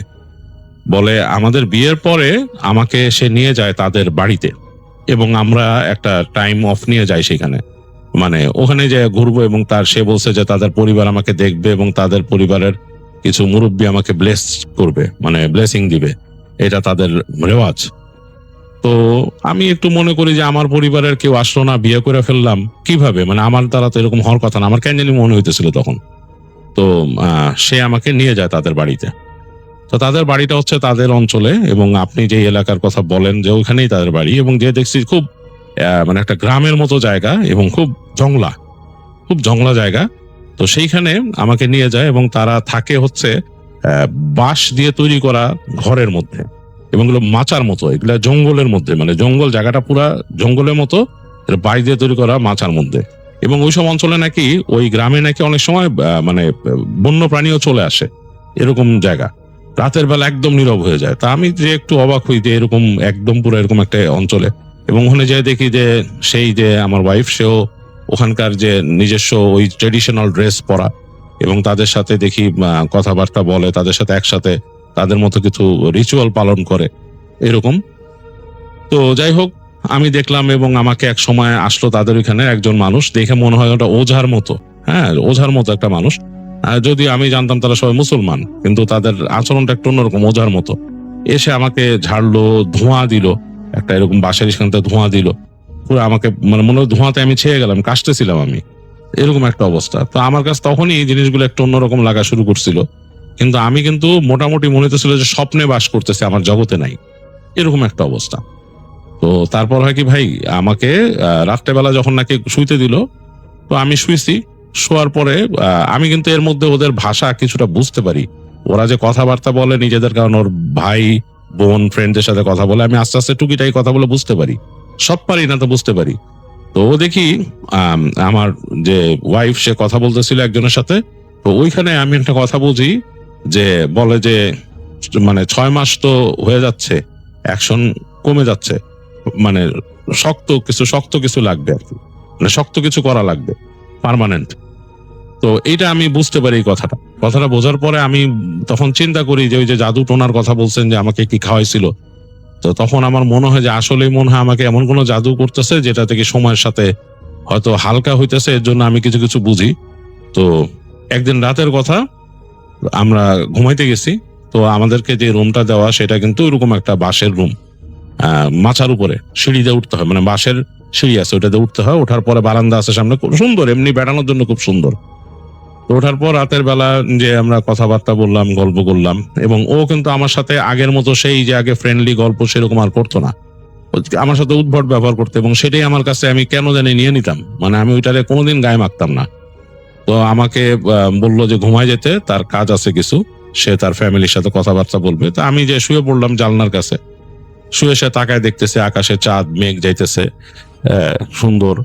তো এক সময় আমি আসলে ঘুমায় গেলাম। হঠাৎ করে অনেক পরে, মানে কতক্ষণ হয়েছে আমি জানি না, আমার ঘুম ভাঙছে। তো ঘুম ভেঙে দেখি যে ওই ঘরের মধ্যে একটা বাতি জ্বলতেছিল, বাতিটা নিভানো, বাতিটা জ্বলতেছে না। মনে হইতেছে যে কোনো একটা আগুন জ্বললে যেরকম হয়, ঘরের কোনার দিকে আগুন জ্বলতেছে, মানে মানে আগুন তো মানে স্টেডি আলো না, কমে বাড়ে এরকম। তো আমি আস্তে করে চোখটা মেলছি। তো মেলে দেখি জানলা কিন্তু এখনো খোলা, আকাশে যে ওই চাঁদ পুরো ঢাকা মেঘে, এবং গাছগুলা বেশ নড়তেছে, বাতাস আছে। এর মাঝে ঘরের কর্নারে আমার ওয়াইফ, সে বসে আছে একটা সার্কেল এঁকে, এরকম সার্কেল আঁকা, এবং খয়েরি রঙের কিছু দিয়ে আঁকছে সার্কেলটা, মানে বোঝা যাইতেছে না, খয়েরি রং, ডার্ক খয়েরি, মানে আলোতে যা বোঝা যাইতেছে কালচে খয়েরি লাগতেছে আর কি। ওটা আঁকা গোল করে কেমন আঁকা, ওইটার মধ্যে কিছু নকশা টকশা করছে, আঁকিবুকি করা। ওইটার মধ্যে সে বসে আছে, চুলগুলা ছাড়া, এবং হাতের মধ্যে একটা পুতুল, এবং সেই পুতুলের গায়ের মধ্যে মনে হচ্ছে কাপড় পরাইতেছে সে, চুলগুলা ওখানে সুতা দিয়ে চুলই করছে, এবং মনে হইতেছে যখন আসল চুলও লাগানো হয়েছে ওইটার সাথে, কেমন জানি বিউটি একটা পুতুল, ওইটার দিয়ে কি কি করতেছে পুতুলটারে। তো আমি দেখার পর না, আমি একটু মানে ভয় পাইছি, ভয় পাওয়ার পর একটা শব্দ করছি, কেমন জানি একটা শব্দ করছি, শব্দ করার সাথে সাথে আমার দিকে তাকাইছে। আমি ওর চোখের দিকে তাকায় পুরা জমে গেলাম, কারণ ওর চোখ দুইটা মনে হইতেছে সাপের চোখ, কিন্তু সাদার মধ্যে কালো মণি, মানে কেমন জানি মনে হচ্ছে সাপ তাকায় আছে আমার দিকে, এরকম লাগছে আমার কাছে। এবং যে ওই যে আলো যে পড়তেছে সামনের তার প্রদীপ থেকে, সেটাতে মনে হইতেছে যে চোখের যে সাদা অংশটা, ওইটার উপর আলাদা একটা পর্দা পড়া, এরকম। অনেক সময় যে মানুষ বলে না ছানি পড়ছে, ওইরকম। আমি ভয়ের চোটে চিৎকার করে উঠছি। চিৎকার করে ওঠার সাথে সাথে মনে হলো যে আমার মুখের উপর একটা চাদর মারলো, এরকম চাদরটা উঠে আমার মুখের মধ্যে পড়লো। আমি কিছু দেখার আগে মনে হলো আমার ঠাইসা ধরলো। ঠাইসা ধরার পর আমি এক সময় মানে আমার জ্ঞান হারায় ফেললাম, জ্ঞান নাই। তো পরদিন সকালে আমি উঠে দেখি সবকিছু স্বাভাবিক, আমি ওই তাদের ঘরের মধ্যেই আছি, ওগুলা কিছু নাই। তা আমি তো ভয় পেয়েছি, খুব কাঁপতেছি তখনও। তা আমি ওর নাম ধরে ডাকতেছি, ও একটু পর আসলো। আসার পর আমি বললাম যে আমি রাত্রেবেলা ভয় পাইছি, আমি দুঃস্বপ্ন দেখছি নাকি? বলে যে কি? বলে এরকম। বলে হ্যাঁ তুমি দুঃস্বপ্ন দেখছো। আবার কি দেখবা? এই সেই। তা আমাকে সাথে সাথে এরকম একটা গ্লাস ধরায় দিল, বললো এটা খাও। বলে এটা কি? বলে এটা আমাদের এখানকার শরবত, এটা খাইতে হয়, এটা আমাদের গ্রামের ট্রেডিশন, খাইতে হয়। তা আমি বললাম আচ্ছা ঠিক আছে। তা আমি নিলাম, তো নিয়ে আমি এটা মুখে দিলাম, কিন্তু আমি কিন্তু গিলি নাই। আমার কেন জানি অন্যরকম আছে, আমি গিলি নাই, আমি মুখে নিয়ে দিচ্ছি। মুখে নিয়ে মানে ভান করলাম যে আমি খাইতেছি। তো ও দেখলাম উঠে সামনে চলে গেল। আমি আস্তে করে করলাম কি, জালনা দিয়ে ফালাই দিলাম ড্রিঙ্কসটা। ফালাই দিয়ে আমি মুখের মধ্যে যতটুকু নিয়েছিলাম ওইটুকু তো গিলতে হবে, তার সামনে কিছু করার নাই। পরে উঠে বেরিয়েছি, বেরোনোর পর আমি বলতেছি যে আমি একটু যাইতে চাই, আমার কাজ আছে, বাবা আমার সাথে যোগাযোগ নাই, আর টাকা পয়সা তো অনেকদিন ধরে বন্ধ করেছে বাপ মা, কারণ আমার কোনো হিসাব কিতাব নাই। বাপ মা খোঁজ খবর নিছে, আমার ইনস্টিটিউটে খোঁজ খবর নিছে, ওখানে পেমেন্ট ধরা পড়ে নাই, আমার ভিসা হয়ে যেতেছে, এগুলো সব ঠিক করতে হবে, কিন্তু যাইতে চাই। তো মেয়েটা বললো ঠিক আছে, আমার ভাই তোমার নামায় দিবে, কিন্তু তুমি যে বাসায় থাকবা আর তোমার বাপ মার সাথে যোগাযোগ করবা, টাকা পয়সার কথা বলবা, যা যা লাগবে বলবা, তুমি বিয়ে করছো, তোমার এইভাবে চলতেছে না, সবকিছু বলতে হবে, এই সেই। তো যাই হোক, তো তার ভাই আমাকে গাড়িতে করে নামায় দিল। নামায় দেওয়ার পরে আমি ওর ভাই যাওয়া পর্যন্ত আমি ওয়েট করছি। আমি তারপর আপনি এখানে চলে আসলাম তাড়াতাড়ি। এখানে একটা সাইকেল পাইছিলাম, আমার ওইখানে একজন পরিচিত মানুষ আছে, ওর ওইখানে তার একটা সাইকেল আছে, সাইকেল নিয়ে আপনার এখানে চলে আসছি। তো তখন নাকি আইমন মামা শুনলো, বললো যে ভাই তুমি তো বড় সমস্যায় পড়ছো, ভালো করছো ড্রিঙ্কসটা খাও নাই, কিন্তু তোমার তো জাদু করছে। তো তখন সেই মামা বলতেছে যে তিনি ওই পাশের দোকানে, বলে তুমি বসো, বসে পাশের দোকানে গেলেন, যে ওখানে মানে হেঁটে যে একটা প্লাজা আর কি, পাশে প্লাজায় দোকান আছে, ওই বাঙালিকে বললেন যে ভাই আপনি আমার দোকানটা একটু দেখেন, আমি ওই ছেলেটারে নিয়ে দেখি কি করা যায়, ওর একটু উপকার করতে হবে। বলে তখন তিনি এই ছেলেটা রাকিবকে নিয়ে তিনি ওখান থেকে রওনা দিলেন তার গাড়িতে করে। যে ওই যে তিনি এর মধ্যে যোগাযোগ করছেন, তার ওই যে বাঙালি ভাই ছিল যিনি, তার সাথে যোগাযোগ করছেন, তার সাথে যে দেখা করলেন, দেখা করে উনি রাকিবকে দেখলেন, দেখে কিছু আমল করলেন, রাকিবের হাতটা ধরে আমল করলেন, করেই বললেন যে একে তো খুব খারাপ ভাবে জাদু করা হয়েছে, খুব খারাপ ভাবে জাদু করা হয়েছে। তো বলে তখন তিনি বললেন যে আমি দেখি আমার সেই আরেক বন্ধু যে আছে আমার নেবারিং কান্ট্রির, ওর সাথে যোগাযোগ করি। যাই হোক, তার সাথে যোগাযোগ করা হলো, যোগাযোগ করার পরে সে নিয়ে গেল আর কি, তার কাছে নিয়ে গেল। তো দুইজনে মিলে তাকে রুকাইয়া করলো, রাকিবকে রুকাইয়া করলো। তো রুকাইয়া করে দেখলো যে তাকে খুব খারাপ ভাবে কালো জাদু করা হয়েছে, এবং যে অঞ্চলে মানুষ এই জাদুটা করে তাদের ওই জাদুর একটা নাম আছে, যে জাদুর কথা যেটা লিখছে আমাকে হৃদয়, আমি ওই নামটা বললাম না। তো সে জাদুটা করা হয়েছে, এবং জাদুটা ফাইনাল তার মানে প্রায় কাজ করছে, তার উপরে 95% কাজ করে ফেলছে। আর বাকিটা ওই যে তার যে ড্রিঙ্কসটা দিয়েছিল ওইটা খাইলে পুরো 100% কাজ করতো। তবে এই জাদুর মেয়াদ নাকি থাকে প্রতি 6 মাস পর পর তাদের একটা হয়ে যায়। তবে এই ফাইনালি যে এই ড্রিঙ্কসটা খেলে এই জাদুটা আরো স্ট্রং ভাবে বসে যেত রাকিবের উপরে। তো ও পুরোটা খায় নাই দেখে ওর ইসে, এবং টুকিটাকি এর মধ্যেও ওই মেয়েটারও একটু মিস্টেক হয়েছে। এখন রাকিবকে সজ্ঞানে ফেরাইতে হলে ওনার এই রুকাইয়াটা টোটালি কমপ্লিট করতে হবে, এটার জন্য সময় দরকার। তো বললো যে করেন, রাকিবও বললো যে আমাকে আপনি রুকাইয়া করেন, ঝাড়েন, যা করেন ভাই, আপনাকে আমি রিকোয়েস্ট করতেছি, আমাকে বাঁচান। সে মানে রাকিব তখন তাদের কাছে মানে একদম হাত জোর করে বলছে আমাকে বাঁচান এখান থেকে। বলছে না, আমরা তো তোমার বাঁচাইতে পারবো না, বাঁচাবে আল্লাহ, আল্লাহর কাছে দোয়া করো, আর আমরা দেখি কি করা যায়। তো দুইজনই ওই যে সেই তাদের আরেক ভাই যে নন বেঙ্গলি ভাই ছিল, তিনিও ঝাড়লেন, এবং উনি দুইজনে মিলেই ই করলেন। আর ওই এমন মামা যিনি ছিলেন, তিনি তার ওইখানে ওই লোকের সাথে কন্ট্যাক্ট করে বললেন যে আমার আসতে একটু সময় লাগবে ভাই, একটু থাকেন, এই ছেলেটার উপকার করি। তো যে তাকে রাকিবকে নাকি রুকাইয়া করলো, ওনারা পুরা ঝাড়লো, ঝেড়ে জমজমের পানি খাওয়াইলো, গোসল করাইলো, পানি পড়া দিল, পানি পড়ায় বললো এটা দিয়ে গোসল করতে হবে, আর মাস্ট তুমি ওই মেয়েটা থেকে দূরে যাও, আর তোমার বাবা মার নাম্বার দাও। তো তার বাবা মার নাম্বার দিয়েছিল, তার বাবা মাকে ফোন করে তখন ওখান থেকে ওনারা ফোন করে কথাবার্তা বলে যে আপনার ছেলে আসলে এরকম এরকম অবস্থায় আছে, তার অবস্থা খারাপ, আপনারা তাকে বাঁচাইতে হলে তারা এখান থেকে নিয়ে যাওয়ার ব্যবস্থা করেন। আর তখন ওই রাকিবের বাবা মা নাকি রিকোয়েস্ট করে যে আমাদের মোটামুটি অবস্থা ভালোই, সচ্ছল, খারাপ না, আপনাদের কাছে একটা রিকোয়েস্ট যে ছেলেটাকে অ্যাটলিস্ট আপনারা সরাই নিয়ে কয়দিন পরে পাঠাই দেন দেশে। হ্যাঁ, মানে ওরা বাঁচাই আমরা, নাহলে তো আসলে উপায় নেই। উনিও বলেন, ওই এমন মামা বলে যে আসলে ওকে আর কোনো উপায় ছিল না। ওই যে দুইজন যারা ছিলেন, যারা ওনার রাকি আর কি রুকাইয়া করছেন, তারা বলছে যে ওকে যেভাবে জাদু করতেছে এরপর ওকে শেষ করে দিবে। এরপর নাকি তখন ওই যেই বাঙালি যে ভাই ছিল আরেকজন, তার ওইখানে রাকিবকে লুকায় রাখে, কারণ উনি তো বাসা বন্ধ করে দেন এবং দোয়া দুরুদ পড়ে থাকেন, অনেকেই আর কি পরেশগার। ওনার এখানে লুকান যাতে ওই কোনো জিন চালান করে ওই রাকিবকে খুঁজে না পায়, কারণ রাকিবের মধ্যে তো যথেষ্ট রকমের ইয়ে আছে, এবং যাতে এই জিনিসগুলো পালন করে। উনি এই কাজটা করেন, সে বাঙালি ভাই রাকিবের উপর কাইন্ড হয়ে করেন। তিনি তাকে, যেহেতু দেশি ভাই, তাকে বাঁচানোর চেষ্টা করেন। তো দোয়া দুধ পড়ে রাতের বেলা তাকে ওখানেই রাখেন, রেখে এর মধ্যেই চেষ্টা করেন আর কি সেই মামা সহ ওর রাকিবের ব্যবস্থা করতে, তার টিকিট পাসপোর্ট এগুলার কিভাবে কি গোছায় তাকে পাঠাবে। তো এর মধ্যে নাকি তার ওয়াইফ তাকে খুঁজছে, তো এইখানে তো এসে বুঝে নাই যে এই দোকানে আসছে। তো সেই এমন মামা দেখতো যে সেখানে যে ওই দোকানের ওই পাশের দোকানে ওই দিক দিয়ে ঘুরতো, প্লাদা এসে নাকি জিজ্ঞেস করছে যে আমার স্বামী এখানে আসছে নাকি, তাকে দেখছো নাকি কেউ। তো তখন নাকি ওই বাঙালিরা বলছে না, আমরা দেখিনি তাকে।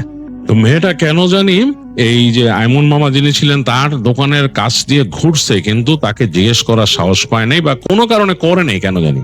এই আইমন মামা নাকি ওই মেয়েটাকে দেখলেই দোয়া পড়তো, মনে মনে দোয়া পড়তে থাকতেন তিনি, এবং বারবার তিনি বলতেন যে আল্লাহ আমাকে রক্ষা করো এটার থেকে।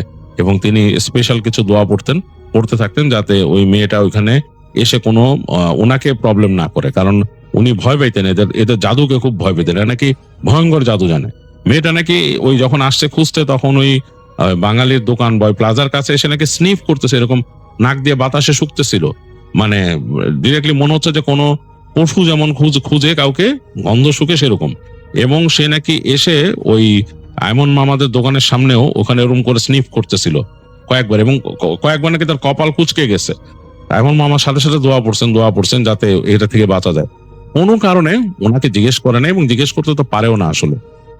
এবং এটা নিয়ে যদি মানে কথাবার্তা হয়, ওখানকার সমাজেও কথা বলে, এমন মামা চিন্তা করছিল যদি মেয়েটা এরকম সমস্যা করে, বেশি করলে তিনি ওখানকার সমাজ ব্যবস্থার সাথে কথা বলবেন যে এই মেয়ে ব্ল্যাক ম্যাজিক করে বা এরকম ম্যাজিক করে।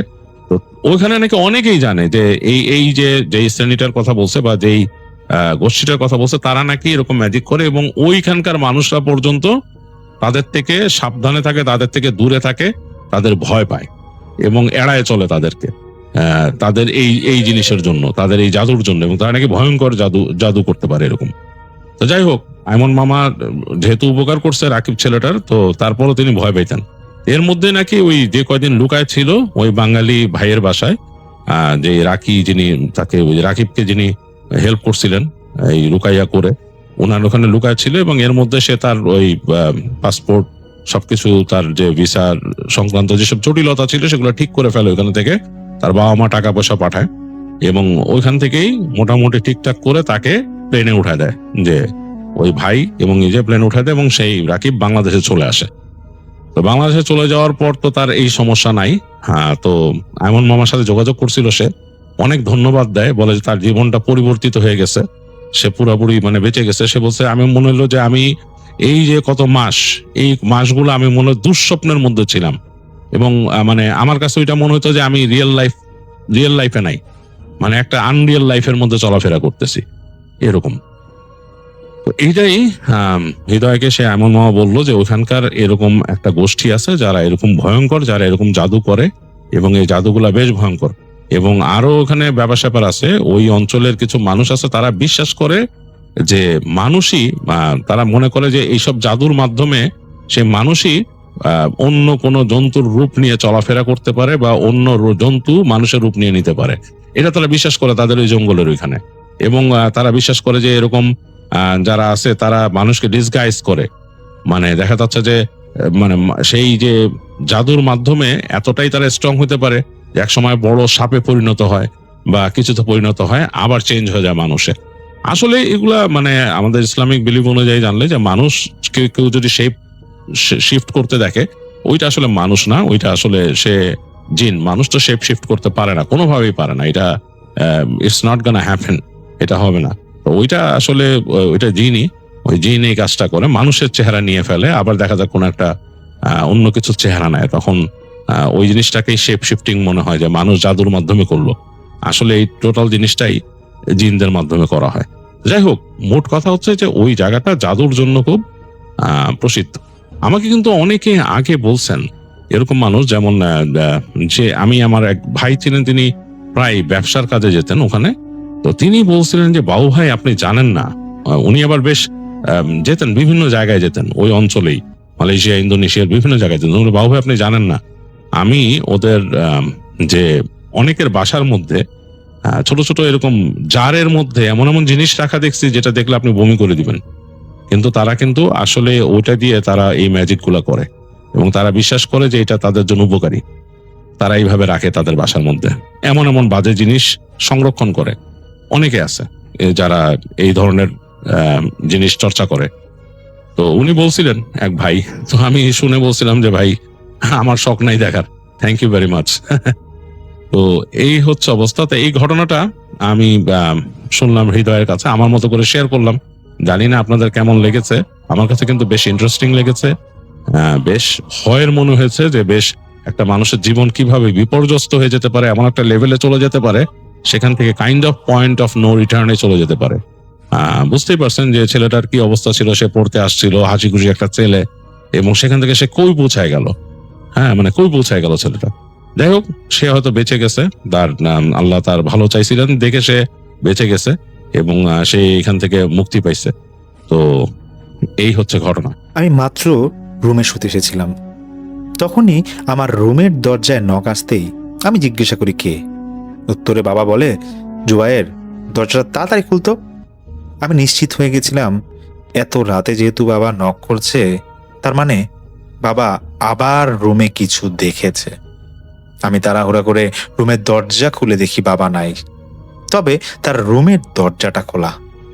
মা চিৎকার দিয়ে আমাকে ডাক দিতে রুমে গিয়ে দেখি বাবা নিজের গলা চাপ দিয়ে নিজেই ধরে আছে, আর আমার ছোট বোনটা সে তা ছুটানোর চেষ্টা করছিল।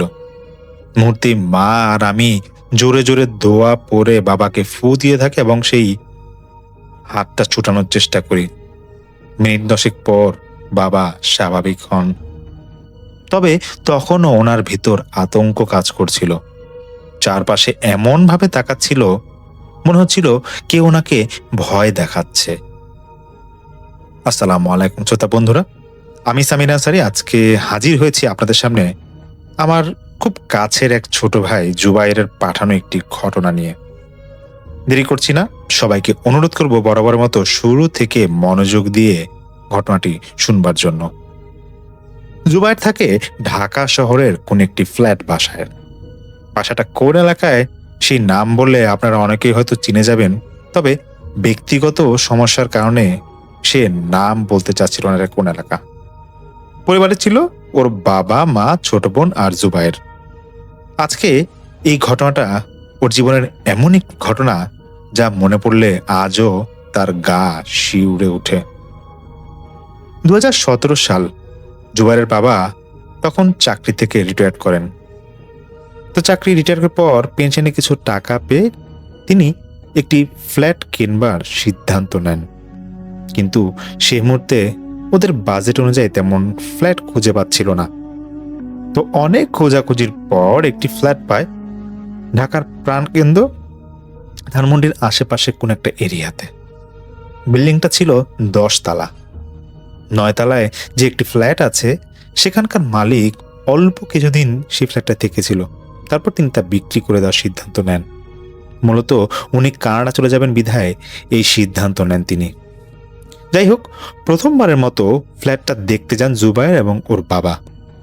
খুব সুন্দর একটি ফ্ল্যাট, রুমগুলো বেশ বড় বড় ছিল, তবে মালিক চাচ্ছিল খুব দ্রুত এটা বিক্রি করে দিতে। একটি বিষয়ে জুবাইরের বাবার বেশ ভালো লাগে, তা হলো ওনাদের উপরের তলায় সেই ফ্ল্যাটের ছাদ ছিল এবং ছাদের পাশে খুব সুন্দর একটা মসজিদ ছিল। প্রথম দিন মোটামুটি রাতের বেলা যতটুকু তারা দেখেছে ফ্ল্যাটটা ভালোই লেগেছে তাদের, কিন্তু প্রতিটা রুম ঘুরবার পর জুবাইরের একটা বিষয় চোখে পড়ে। সে দেখে একটি রুমের দেয়ালের কয়েকটা কর্নারে, মানে কর্নার বলতে হচ্ছে কয়েকটা পাশে সে দেখছে যে পেরেক দিয়ে কাগজের মতো কিছু একটা গাঁথা। আর দুটা যে বারান্দা ছিল, বারান্দার ঠিক উপরে গেটের এখানে উপরে দেখা লেমিনেটিং করা কাগজে আরবি চিহ্নিত অঙ্কন করা কিছু একটা ঝুলানো রয়েছে। তো সে এটা দেখে স্বাভাবিকভাবেই নেয়, ভাবে আগে যিনি মালিক ছিলেন তারা হয়তো এমনিতেই এগুলা লাগিয়েছিল। প্রায় 2 মাস পর গিয়ে জুবায়ের তার পরিবার নিয়ে সেই ফ্ল্যাটে উঠে। প্রথম দিন ওরা বাসা গোছানো নিয়ে অনেক ব্যস্ত ছিল। এছাড়া রান্নাঘরে চুলাটাও লাগানো হয়নি। তো বাহির থেকে জুবায়ের ওদের বাসা যারা ছিল তাদের জন্য খাবার দাবার নিয়ে আসে এবং এনে সেই রান্নাঘরে সেই প্যাকেটটা রাখে। খাবার আনার প্রায় আধা ঘন্টা পর সবাই যখন খেতে যাবে, জুবায়ের মা দেখে রান্নাঘরে যেখানে খাওয়া রাখা ছিল সেখানে তা নাই। উনি তো বেশ অবাক যে খাওয়াটা গেল কোথায়। পুরো বাসায় খোঁজাখুঁজি করে যখন খাওয়াটা পাচ্ছিল না, তখন জুবায়ের বাবা বলে যে হয়তো জানলা দিয়ে বিড়াল আসছিল, খাওয়া মনে হয় নিয়ে গেছে। তো এটা উনি একটু তাচ্ছিল্য সুরেই বলছিল। পরবর্তীতে আবার খাবার এনে ওনারা খায়। তবে সব থেকে ভয়ানক বিষয় হলো, সবাই ঘুমিয়ে যাওয়ার পর জুবায়ের বাবা তিনি ঘুমানোর কিছুক্ষণ পর তার টয়লেট চাপে। তো তিনি ওয়াশরুমে যখন যাবেন, ওনার রুমে যে ওয়াশরুমে যাবেন, তখন ওয়াশরুমে যাওয়ার সময় তিনি ডাইনিং যে রুমটা ছিল পাশে, সেখান থেকে এমন একটা আওয়াজ আসছিল, মনে হচ্ছিল সেখানে কেউ খাবার খাচ্ছে। তিনি ওয়াশরুম থেকে বের হয়ে আবার একই ধরনের আওয়াজ পায়। ঘড়িতে তখন তিনি দেখেন যে রাত 2টা। ওনার স্ত্রীকে ঘুম থেকে ডাক দিলে তিনিও একই আওয়াজ পেলে রুমে লাইট জ্বেলে গিয়ে দেখে, সেই ডাইনিং রুমে লাইট জ্বেলে গিয়ে দেখে ওই যে প্রথমবার জুবায়ের যে খাওয়াগুলো এনেছিল তার মধ্যে 2টা প্যাকেটের মধ্যে একটা প্যাকেটে খাওয়া সম্পূর্ণ এটা খাওয়া শেষ এবং বাকিটা হাফ পড়ে আছে টেবিলে। এটা দেখে জুবায়ের এবং তার ছোট বোনকে ডাকা হয়। তারা তো ঘুমিয়েছিল, তারা এগুলা কি ঘটেছে কিছুই বলতে পারে না। এমন পরিস্থিতিতে ওনারা বাসার সবাই বেশ ঘাবড়ে যান যে খাওয়াটা খেলো কে, কেউ তো এখানে মিথ্যা বলবার কথা না। তবে প্যারানর্মাল কিছু ঘটবে এটা নিয়ে ওদের কোনো কিছুই তখন মাথায় আসে না। পরের দিন বিল্ডিং এ একজন প্লাম্বার আসে ঘরের টুকটাক কাজ করতে। তখন তিনি কথা প্রসঙ্গে জুবায়ের বাবাকে বলেন, স্যার, বেয়াদবি না নিলে একটা কথা বলতাম। আপনাদের বিল্ডিং এ এই ফ্ল্যাটে আগে যিনি থাকতো ওই স্যার অনেক ভয় পাইতো। এত ভীতুলোক জীবন আমি দেখি নাই। মাত্র 6 মাস থাকলো, এরপর কয় এখানে নাকি ওনার মেয়েকে কে যেন ভয় দেখায়, আর কি কি যেন ঘটছিল, তাই না পাইরা চলে গেছে। জুবায়ের সেই মুহূর্তে সামনে ছিল, সে কৌতূহলবশত আরো কিছু প্রশ্ন করলে সে লোক বলেন, আরে ভাই, ওনার মেয়ে দেখতো এই বাসায় নাকি রায় তুলেকে ঘোরাঘুরি করে। এখানে আগে যে কাজের লোক কাজ করতো একটা মহিলা, সে আমার বউরে ভালোভাবে চিনে। ওই মহিলার মুখেই আমি নিজে শুনছি এসব কথা। পরবর্তীতে বাসার সবাই কথা শুনবার পর জুবায়ের মা ওর বাবাকে বলে, যেহেতু ফ্ল্যাটটা নতুন কেনা হয়েছে তাই বাসায় দোয়া পড়ানো উচিত, দোয়া পড়াও। যথারীতি জুবায়ের বাবা তাকে নিয়ে 2 দিন পর আসর ওয়াক্তের পর নামাজ শেষে ফ্ল্যাটের যে মসজিদ আছে উপরে সেখানে যান। তো ওখানে ইমাম সাহেবকে বলেন যেরকম দোয়া পড়াতে যাচ্ছেন তিনি। তো ইমাম সাহেব ছাদে মসজিদের পাশে একটা রুমে তিনি একা থাকতেন। তিনি ওনার ঘরে নিয়ে যান এবং পরিচয় পর্ব শেষে তিনি একদিন পর গিয়ে জুবায়েরদের বাসায় দোয়া পড়ে আসেন। জুবায়েরের বাবা ছোটবেলায় মাদ্রাসায় পড়েছিলেন। তো তিনি কেন জানি ফিল করতেন ওনাদের ফ্ল্যাটে কিছু একটা সমস্যা থাকলেও থাকতে পারে, তবুও কাউকে কিছু আঁচ করতে দেয় না তিনি। পরবর্তীতে ভয়ানক ঘটনা ঘটে জুবায়েরের ছোট বোনের সাথে। একদিন সন্ধ্যায় ভার্সিটিতে ক্লাস শেষ করে সে বাসায় আসে। তো বাসায় এসে সরাসরি সে খুব ক্লান্ত ছিল, রুমে চলে যায়। ফ্রেশ হয়ে লাইট অফ করে ঘুমিয়েছিল সে। হঠাৎ ঘুমের মাঝেই রুমে এসিটা ছাড়া ছিল তখন। তারপর সে দেখছে যে তার বেশ গরম লাগছে। এক কথায় সে নাকি তখন বেশ ঘামছিল এসিটা চালু অবস্থা থাকার পরেও। তো সে চোখ খুলে দেখে যে না, রুমে তো এসি ঠিকই চলছে, কিন্তু যে আবছা আলো একটা বাইরে থেকে আসে, সে দেখছে যে তার খাটের পাশে চেয়ারটা আছে সেখানে বসে আছে তার মা। তো সেই জুবায়েরের বোন সে বলে যে মা, এসি রিমোটটা ড্রেসিং টেবিলের উপরে আছে, কষ্ট করে দাও না। তো তিনি চেয়ার থেকে উঠে রিমোটটা দিয়ে রুম থেকে বেরিয়ে যান। রাত প্রায় 10টার কাছাকাছি। মোবাইলে সময় দেখেই জুবায়েরের বোন একটু অবাক হয়ে যায়। কি ব্যাপার, অন্য সময় 9টা বাজলেই মা খাবার জন্য ডাকাডাকি করে, কিন্তু আজকে ডাকলো না কেন? রুম থেকে বের হয়ে সে পাশেই বাবার রুমে যেতে দেখেন তিনি একা একা বসে টিভি দেখছেন। তখন জুবাইরের বাবা ওনার মেয়েকে ডেকে বলেন যে, কিরে মা, তুই এখন ঘুম থেকে উঠলি, খাবার খাবি না? মায়ের কথা জিজ্ঞাসা করতেই তখন ওর বাবা বলেন, তোর মা তো সেই দুপুরেই খাওয়া দাওয়ার পরে কিন্তু জুবাইর কেন তো নানি বাসায় গেছে, আজ তো অনেক দেরি হবে, না খেয়ে মনে হয় ফিরবে না রে। কথাটা শুনে বেশ ভয় পেয়ে যান জুবাইরের বোন, যেন তার হাত পা কাঁপাকাঁপি শুরু করছিল। সে তার বাবাকে বলে যে সে নিজ রুমে অন্ধকার এলো মাকে দেখেছিল কিছুক্ষণ আগেই, মা নিজে হেঁটে রুম থেকে বের হয়ে গিয়েছিল। তারপর রাতে বাসায় সবাই আসে সিদ্ধান্ত নেয় একজন ভালো হুজুর বা আলেম আনবেন এই বাসায় সমস্যা বের করবার জন্য, কেননা নিজেদের সাথে কিছু ইনসিডেন্ট ঘটেছে। তার উপর সেই প্লাম্বারের লোক এসেও একই কথা বলে গিয়েছিল যে সেই ফ্ল্যাটে ইস্যু আছে। জুবায়ের কয়েকদিন পর বিল্ডিং এর কেয়ারটেকারকে আলাদাভাবে প্রতিটি বিষয়ে তুলে ধরেন। তখন সেই কেয়ারটেকার বলে, ভাই দেখেন, আমরা টুকটাক এমন শুনছি কিন্তু বিশ্বাস করি নাই, নতুন বিল্ডিং এ আবার এমন কিছু হয় নাকি? কিন্তু আপনি যা বললেন তা তো ফেলা দেওয়ার মতো না। এক কাজ করেন, আমাদের বিল্ডিং এ মসজিদে যে ইমাম আছেন ওনাকে ভালো জিজ্ঞাসা করে দেখতে পারেন, ওনার কাছে মাঝে মাঝে লোকজন এসে ঝাড়ফুঁক নিতে। তখন জুবায়ের হুজুরের কাছে গেলে বাসার কথাগুলা তুলে ধরেন। হুজুর প্রথমে আমতা আমতা করে কিছু বলতে চাচ্ছিল না, পরে তিনি স্বীকার করেন এবং বলেন যে দেখেন ভাই, আমি তো এরকম ছোটখাটো ফ্ল্যাটে এরকম আপনাদের বিল্ডিং এ যে ইমামতি করি, আর কয় টাকায় বা পাই, তাই পরিচিত লোকরা আসলে দু একজন রুগীর সেবা করি, ওই তাবিজ টোনা ছোটানো ঝাড়ফুঁক দেয় এই আর কি। তো জুবাইরের এই কথাগুলো শুনে সেই হুজুর দিনক্ষণ ঠিক করে একদিন সন্ধ্যার পর ওনাদের বাসায় যান, সমস্যা কি আদৌ আছে কিনা সেটা ভালোভাবে দেখবার জন্য। তিনি প্রতিটি রুম বারবার হাঁটবার পর প্রায় 4-5 বার জুবাইরের বোন রুমটা যেটা ছিল এবং জুবাইরের মা এবং বাবা যে রুমে থাকতো সেখানে গিয়ে চারপাশে কি যেন তিনি দেখতে থাকেন। কি যেন একটা মনে হচ্ছিল উনি খুঁজতেছিল, এটাও তার সেই জুবাইর ভাই দেখতেছিল, ওনার বাবাও দেখছিল তা। একটা পর্যায়ে জুবাইর ভাই দেখে যে বিরক্তের দিকে ব্রু কুচকে তাকিয়ে সেই জুবাইরের বাবাকে তিনি বলেন, আচ্ছা ভাই, এখন আসি, নামাজের সময় হয়ে গেছে, একটু পরেই তো এশার নামাজ আছে, আরেকদিন আসবো।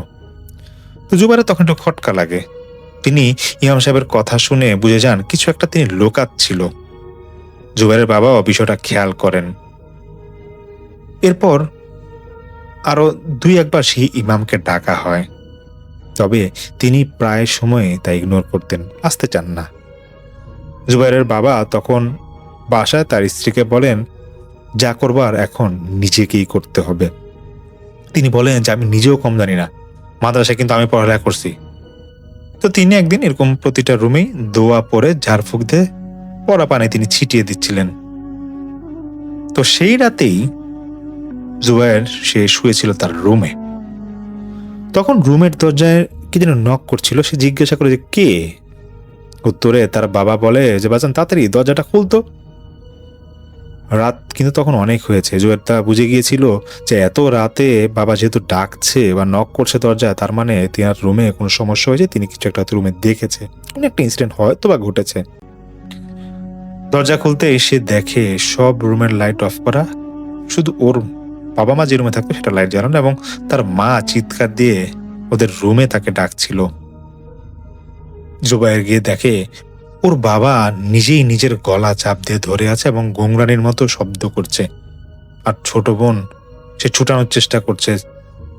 জুবায়ের তাড়াতাড়ি গিয়ে ওর মা সহ দোয়া দুটো পড়তে থাকে এবং দুজন মিলে তারা তখন হাতটা ছুটানোর চেষ্টা করে। প্রায় মিনিট 10 পর তার বাবা কিছুটা স্বাভাবিক হয় এবং সে নিজে থেকে হাতটা ছেড়ে দেয় গলা থেকে এবং ক্লান্ত শরীরে বিছানায় পড়ে যায়। কিছুক্ষণ পর তিনি যখন স্বাভাবিক হন তখনও কিন্তু তার মনে ভয় এবং আতঙ্কের ছাপ ছিল। এরপর ঘণ্টাখানিক পর সবকিছু স্বাভাবিক হলে তিনি বলেন যে ঘুমের মধ্যে উনি স্বপ্ন দেখেন ছাদ থেকে বেয়ে বেয়ে কে যেন ওনাদের বাসায় এসে গলা চাপ দিয়ে ধরেছে। এরপর আর হোশ নাই, তার কেন জানি মনে হচ্ছিল যেটা এসেছিল বেয়ে বেয়ে সেটা কোনো মানুষের না, একটা অবয়ব ছিল এবং তার নখগুলো বেশ বড় বড় ছিল এবং চাহনিটা খুব বাজে ধরনের ছিল, যা ভাষায় বলে বোঝানোর মতো না। তো জুবাইর তখন বুঝে যায় যে এর মানে ওর রুমে যে ধাক্কা দিয়েছিল সেটা তার বাবা ছিল না, কারণ তার বাবা যদি এখানে থাকি তাহলে রুমে ধাক্কা দিবে কে? পরের দিন জুবাইরের চাচাকে খবর দিলে তিনি সব শুনে একজন অভিজ্ঞ আলেমের সাথে যোগাযোগ করে তাকে ঠিক করেন যে এখানে নিয়ে আসবেন। যদিও শুরুতে ভেবেছিল বিল্ডিং ইমামকে আবার ডাকবেন, তবে তিনি বাড়িতে চলে গিয়েছিলেন বিধায় তাকে আর খবর দিতে পারে না। তিনি তার গ্রামের বাড়ি তখন ছিলেন আর কি, তখন সেখানে প্রেজেন্ট আর ছিলেন না। তো আলেম সাহেব এরকম একদিন এসে ওদের বাসায় আসেন, জুবাইরদের বাসায় আসেন। তাতে কিন্তু তিনি বাসায় খুব একটা সময় না দিয়ে কিছুক্ষণ থেকেই সরাসরি জুবাইরকে বলেন, আচ্ছা আপনাদের ছাদে যাওয়া যাবে, আমার একটু কাজ ছিল। তো তিনি জুবাইরের চাচাকে নিয়ে ছাদে যান। তখন জুবাইর সঙ্গে সঙ্গে ছাদে যায়। প্রায় 30 মিনিট পর আবার ওদের বাসায় আসেন তিনি। এরপর তিনি বাসার সবাইকে এক করে বলেন, দেখেন আপনাদের বাসার কিছু অংশে এবং ছাদে সমস্যা আছে, খুব যে জটিল তা না, সমাধান করা যাবে। তবে এটা আগে বের করতে হবে কেন বা কি কারণে এই সমস্যা হচ্ছে। হুট করে তো সবকিছু ঘটে না, তাই না? তো পরের দিন সে আলেম ওনার মাদ্রাসায় জুবাইর এবং তার বাবা এবং চাচাকে ডাক দেন, ডেকে বলেন যে আপনাদের ছাদে কেউ মনে হয় জিন চালান দেয়। ওখানে ভালো খারাপ দুই জাতের জিন আছে। খারাপ বলতে এগুলা দুষ্ট জিন, যাদের কাজ ভয় দেখানো। আর ভালো জিন যে আছে তারা চায় না আপনাদের বাসায় কোনো ক্ষতি হোক। এখন কথা হলো কে জিন চালান দেয় এটা বের করতে হবে, তাহলে বাড়িটা বন্ধ করে দিলে সব সমস্যার সমাধান হয়ে যাবে ইনশাল্লাহ। তখন জুবাইর বলে আলেম সাহেবকে যে বিল্ডিং এর মসজিদের সেই ইমামের কথা। আলেম বলে যে এটা তো আমি এমনি এমনি বের করতে পারবো না, আর যেহেতু উনি একজন ইমাম সাহেব, ওনাকে বললে হয়তো তিনি বুঝবেন বিষয়টা। আপনারা ওনাকে নর্মালি জিজ্ঞাসা করে দেখেন তিনি কি বলে। তবে এসব বসত বাড়িতে এই জাতীয় জিনের চালান দেয় কিন্তু ঠিক না। জুবাইরের বাবা বাসায় এসেই তিনি বেশ বিরক্ত হয়ে যান এবং রেগে গিয়ে তখন ফ্ল্যাট অ্যাসোসিয়েশনে যারা ছিল তাদের সবাইকে জানায় যে তিনি মিটিং করতে চান এবং হুজুরকেও আসতে বলেন। হুজুরও এরকম 2 দিনের মধ্যে তিনি বাড়ি থেকে আসেন। পরবর্তীতে ওনার মিটিং করে। তো হুজুর স্বীকার করে যে তিনি ওনার কাজের জন্য মাঝে মাঝে এখানে জিন চালান দেন, হয়তো তারাই এমন করতে পারে। এরপর হুজুর সবার কাছে তখন তিনি ক্ষমা চেয়ে সেখান থেকে নিজে থেকে সে চাকরির ইস্তফাতে তিনি এসে পড়েন। জুবাইরের বাবা সেই আলেমকে দিয়ে তারপর সেই বাসাটা বন্ধ করে দেন, সবার সময় তিনি বন্ধ করে দেন। যদিও আলেমকে জিজ্ঞাসা করা হয় নিচে যে আরো ফ্ল্যাট থাকতো কেন ওনাদের কোনো সমস্যা হতো না, কেন জুবাইরদের বাসায় এরকম সমস্যাটা হতো। উত্তরে আলেম কিছুই জানায় না। তিনি বলেন, দেখেন কিছু কিছু সমস্যা আছে এগুলা বলা যায় না, যা গোপন থাকায় ভালো। তো সেই মাসে পরিবারের সবাই সিদ্ধান্তে ফ্ল্যাটটা ভাড়া দিয়ে প্রায় 2 বছরের মতো হবে অন্য জায়গায় থাকে সেই জুবাইরের ফ্যামিলি। যারা ভাড়াটায় ছিল তাদের সাথে পরে কথা বলা হয়, তারা আসলে এরকম একটা সমস্যা এরকম পায় না। যখন সবকিছু স্বাভাবিক হয়ে যায় গত বছর এরকম জুবাইর পরিবার তারা আবার সেই বাসায় থাকা শুরু করে এবং পরবর্তীতে তাদের মাঝে আসলে আর কোনো সমস্যা ঘটে না। তো অসংখ্য ধন্যবাদ জুবাইরকে এরকম একটি ঘটনা আমাদের মাঝে ভৌতিকতা শেয়ার করবার জন্য। একটি বাস্তব ঘটনা সে পাঠিয়েছিল এবং সে বলেছে যে এই বাসায় আরো কিছু কিছু ঘটনা তার আছে, হয়তো সে সামনে কোনো এপিসোডে শেয়ার করবে। শ্রোতা বন্ধুরা, কেমন লেগেছে আজকের এই ঘটনাটি অবশ্যই জানাবেন। আসসালামু আলাইকুম।